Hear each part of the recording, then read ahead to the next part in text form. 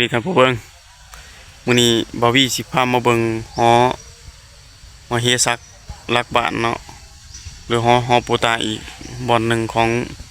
บ้านคือโอกาสว่าสิเป็นแบบใดไปเบิ่งกันเนาะหอเนาะที่อยู่หอลักเข้ามาทางสวนก็เจ้าก็เลยแปลนหน่อยนึงทางเขาเฮาสิขามไปเนาะขามหัวไปนี่บริเวณทางเขาหอปูตาเลยเด้อโหเสือทางล่างอยู่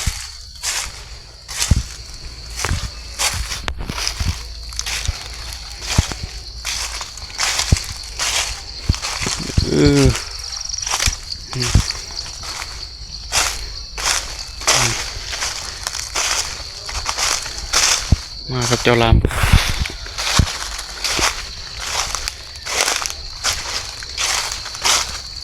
วันที่6ไงได้ปลา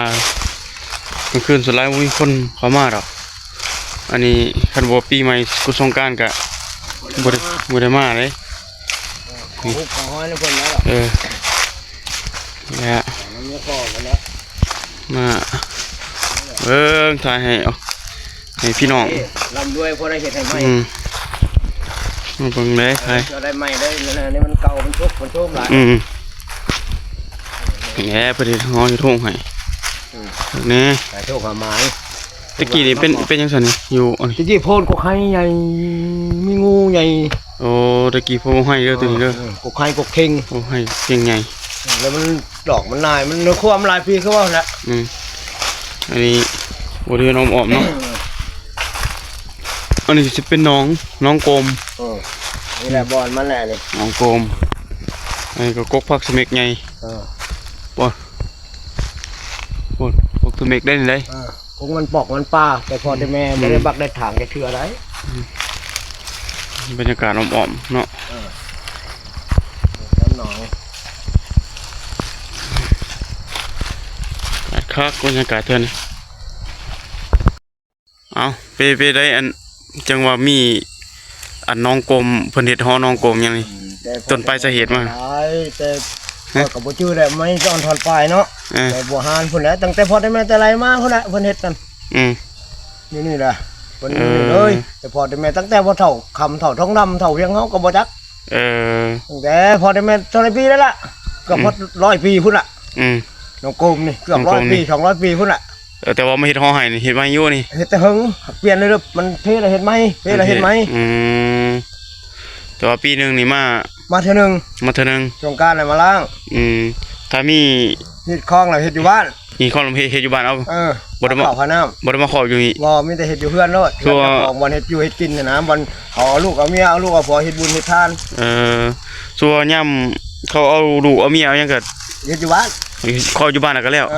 มีแต่เอิญเพิ่นมากินกินทานคือการบุญใหญ่กะเห็ดเดือนรามใหญ่หันเห็ดประเสริฐหันที่พอวันนั้นเป็นผู้ใหญ่รามใหญ่ชาวท้องดำโอ้แต่บ่ต้องเห็นนั้นแต่บ่ได้มาปีละเทื่อมาล่างมาช่วยเพิ่นน่ะเมื่อนี่เขาก็มา2 คนแต่เก่ามีกองจุ่มกองหางแฮบุ่มน้ำหอบเดินนี่แหละมวนชื่นโฮเทลทีนี้เขาก็คนมาจากมาแล้วมือนี่ปีกายนี่ก็มา2 คนกับหลานทีนี้ก็มา2 คนกับลุงแต่ว่าเขตอันแม่นว่าเขตเพิ่นน่ะในหัวครับเขตเพิ่นนี่เขามาหาอยู่หากินก็ได้อยู่ขอกินได้อยู่เนาะเก็บผักเก็บหญ้าขอในเด้อนี่ผักกูดผักหนามมีหมดขอเพิ่นขอกินในเด้อปู่ตาเอ้ยแล้วก็เก็บเอาแล้วก็แล้วแต่ว่ามาขึ้นกับผู้จัดการมาบ่ได้เนาะจักแซ่ถ้าผู้มาหรือบ่มาบ่จักกลางคืนน่ะแต่ก็เป็นยังแพงบ่เป็นบ่มีผู้จักมาเลยคันหมดนอกจากข่อยมาได้มาแนวไหนก็มาโอเคเอาเท่านี้แล้วครับนี่เป็นไงมาพามาหลอกมึงอันนี้ผักกูดบ่นี่ผักกูดทั้งหนึ่งกินทุกกินนี่แกงกินนี่มันแก่แล้วนี่อันนี้แก่แล้วบ่กินได้โยนโยนี่แต่กกเมกน้อยเนาะกกเมกอันนี้ปลาเมกปลาว่าอันนี้กกว่านี่กกว่าปลาสมิก อันนี้อมๆด้วยพี่น้องเอ้ยบุรีอมๆไปเลยมันเป็นบึงเนาะเป็นหนองเป็นบึงเป็นบึงแบบคือย่างเลยนี่ย่างวะนี่บรรยากาศอมบรรยากาศโชคดีน้องนกกันเลยพายเป็นนกกันน้องประกวดปลากินได้บ่กินได้ไปมันกินกับก้อยกับลาบนี่มันยังตัวมันเขียวนี่เป็นตัวมันเป็นปลาเนาะนี่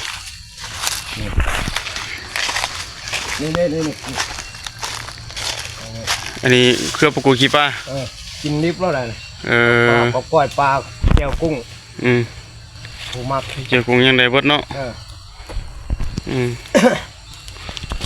อันนี้บอนเนาะนี่เนาะบอนธรรมชาติบอนนี่กินไรหรอวะไรคือกันคันบอนในคันเขาเอาไปต้มให้หมูกินเนาะฮะก่อนได้แม่กินมันมีบอนหวานดิไอ้ต้นบอนนะพี่น้องเลยนี่มาถ่ายเอาทำบรรยากาศกาศประมาณนี้เนาะยังเป็นป่าเป็นดงเป็นอนุรักษ์ไว้อยู่เป็นฮอปูตาฮอปูตาบันฮอปูตาน้องโกมเลยนี่น้องโกมเจ้าพ่อน้องโกมอยู่นี้อันนี้ต้นไม้มันป่าเลยพี่น้องเอ้ยต้นไม้มันป่าเวลานั้นปวกบกินหัวนี่นี่ตัวมันนอนมันนั่งลงคือไม้ในอื่นเนาะมีบรรยากาศอ่อมๆเนาะป่าใหม่ยังดงยังเครือเกี่ยวยังลายอยู่เนาะอนุรักษ์ไว้ได้บอกให้ต้องไปดูเล่นนี่เลยอันนี้ไปไม้มันป่าด้วยนะไม้มันป่านี่ปวกไม่กินมอนี่แหละต้นไม้มันป่าอะไรนี่กบพวกสมิกคนบดเนาะใช่ไหมมันเป็นบวกเป็นบึงมันก็เลยคนนี่มันห่อเพิ่นนอนนี่บรรยากาศอมเนาะอมวัดการอมวัดด้วยนี่อมชลาของเพิ่นนี่แหละนี่เห็นบอกมันนอนแทนน้ำอยู่ในกันเก่านี่มันป่านี่บริเวณนี้เป็นบริเวณอันอ่อมพออยู่น้องนี่อยู่กลางหอฝนนี่อยู่กลางน้องเนาะกลางน้องกลมนี่บรรยากาศอ่อมมันสลายเพิ่นเราก็จะเห็นเนาะนี่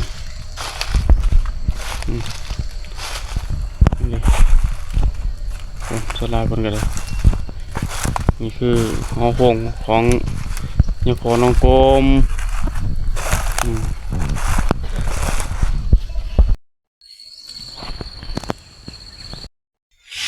มีแต่ปลาพักสมิกด้วยนี่เนาะ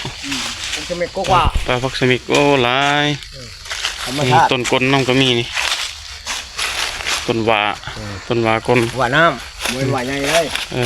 ว่าน้ำมันมีหาแก้วเลยกลเนาะอย่างนี้เลยนี่ต้นพักสมิกอันนี้เครือประกูดเด้อพี่น้องนี่เครือประกูดเต็มอยู่อันนี้เครืออ่อนมันเนาะนี่ยอดอ่อนมันน่ะกินได้นะยอดอ่อนนี่กินได้เนาะกินดิบก็ได้กินดิบก็ได้เด้อพี่น้องเลยอันนี้เอาไปสุบเอาไปหนึ่งในเบิดเนาะนี่ตัวงามก็ได้พอปลดเกล็ดก็มีอยู่ตัวแกมันตัวอ่อนมันนี่ตัวอ่อนมันก็ดีนี่นี่งามนี่หมดตัวมันงามนี่ตัวอ่อนตัวแก่นี่ตัวนอนควบปรุงนี่งอกมันนี่นี่แหละสุดท้ายสุดท้ายเขาไปกินกับตัวนี้เนาะทำนี่แหละย่ำรสกินรสขันจะอยากกันดิกินได้นี่พอดีกินนี่พอดีหนึ่งนี่นี่ขันเก็บมันลงไปยังเก็บมันกับพอกินโยธามานี่ก็ดิพวกทำบริเก็บขายเก็บกินโอ้นี่จะเครือประกูดบัดเถอะเงินประกูดบัดของกินของธรรมชาติทางเขามันมีเขาไล่ทางอยู่เนาะมีเครือมียังโอ้ยหกแต่ว่าก็ยังแป้นอยู่มันมีหัวมียังเขามากินแถวนี้เนาะหากินพืชผักธัญญาหารแถวนี้ส่วนใหญ่ก็เป็นปลาผักโกดเนาะเพราะมันเป็นสนมแถวนี้เนาะมันเป็นสนมกินผีสนมน้องโกมเนาะน้องโกมคุณของปุตาที่เข้าไป อันนั้นฮอปูตาเนาะซูมให้เบิ่งนั่นคือบอลอยู่ฮอปูตาอยู่กลางแม่น้ำเลยบรรยากาศท่านผู้วงท่านผู้ทลายมาฮอดนี้ก็เอาสำนีก่อนเนาะการมาชมฮอปูตาน้องกลมเอาไว้อีพีหน้าโอกาสหน้าสิไปหาเลาะถ่ายมาให้ท่านผู้เบิ่งได้เห็นนำกันเนาะขอบใจที่รับชม